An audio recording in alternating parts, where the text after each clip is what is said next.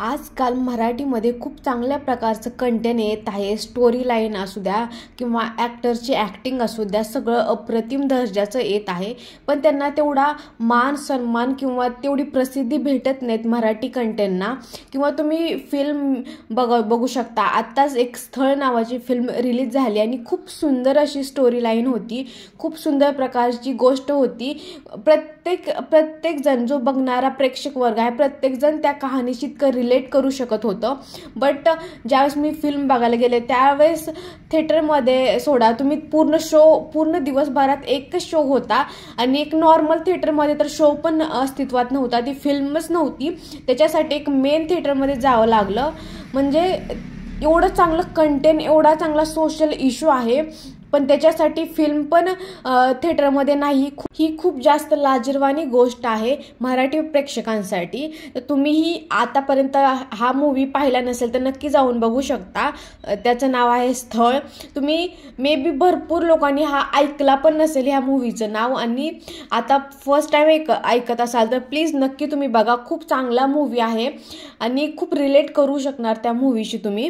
तर मूवीची स्टोरी पाहायला गेलं तर स्टोरी खूप एक गावाकडची स्टोरी आहे. सामान्य फॅमिलीमधली स्टोरी आहे ती.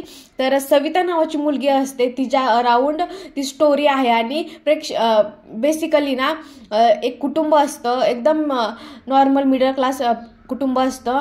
त्यातल्या घरामध्ये एक मुलगा असतो, एक मुलगी असते आणि आई वडील असतात. 4 लोकांची फॅमिली असते.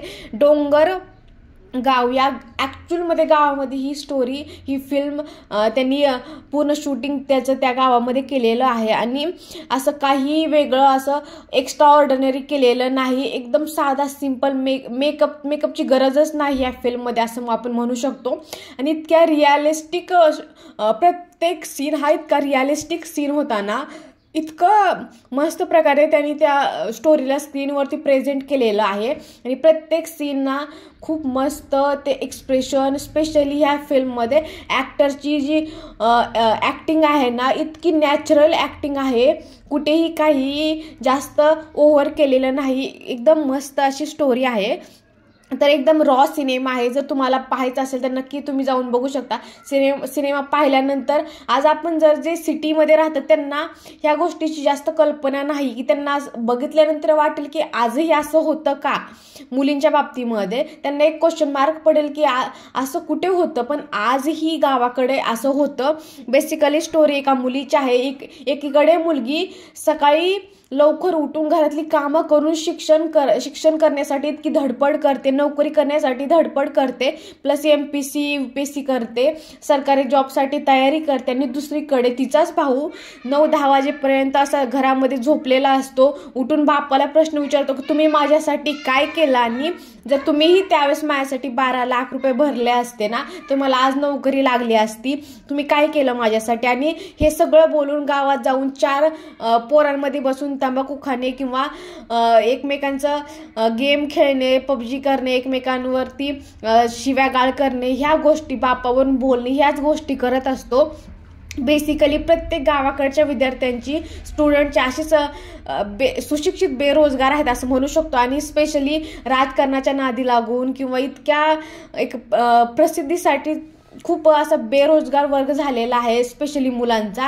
आणि दुसरीकडे मुली आहे जे म्हणजे घरचं सगळं काम करून, स्कूल कॉलेज सगळ्या गोष्टी करून नोकरीसाठी धडपडत आहेत.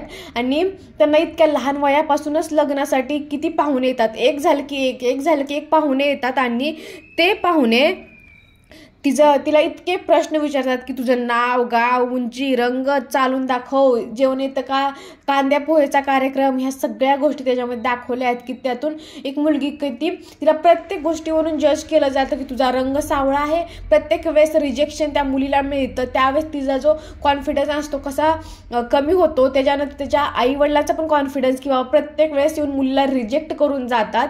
4 माणसं येतात, ते टूलवरती तिला बसवतात, साडी घालून येणं, प्रत्येक वेळेस जाऊन साडी घालून येणं, पुन्हा एक उंचीसाठी रिजेक्ट करणं, काळे आहे म्हणून रिजेक्ट करणं, असं शेमिंग करणं, ह्या सगळ्या गोष्टी चालूच राहतात.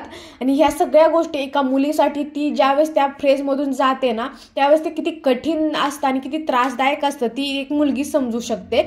आपल्याला असं वाटतं बघून की यार काय आहे त्याच्यामध्ये, पण ज्याच्यावरती ह्या सगळ्या गोष्टी घडून जातात त्यांनाच ते समजतं.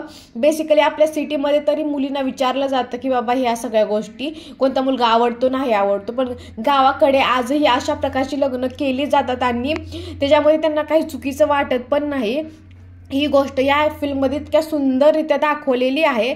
आणि विदर्भाची गोष्ट आहे, ह्या ठिकाणी नाजूक ही अशाच परंपरा चालू आहेत आणि विदर्भात अतिशय सुंदर वातावरण पण त्यांनी दाखवलेलं आहे फिल्ममध्ये.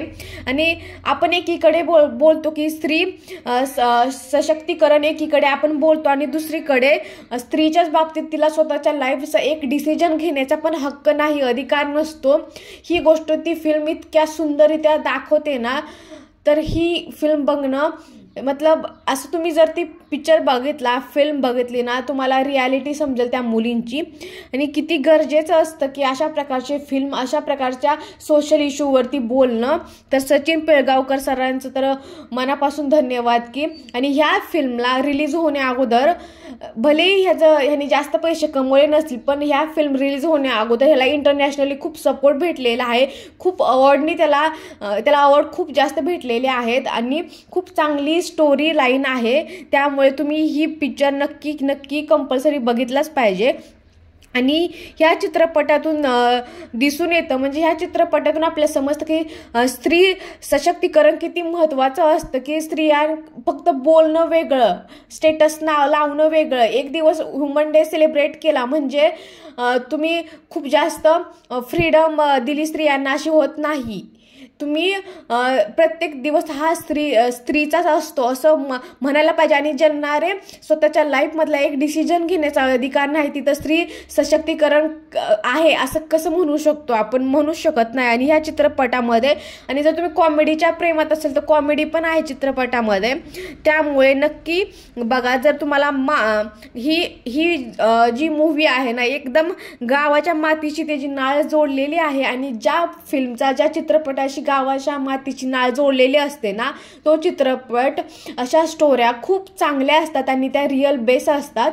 कारण प्रत्येकजण त्या गोष्टीमधून, जे 90sचे असतात ते प्रत्येकजण त्या गोष्टीमधून गेलेलं असतं आणि खूप रिलेट करतात अशा गोष्टी.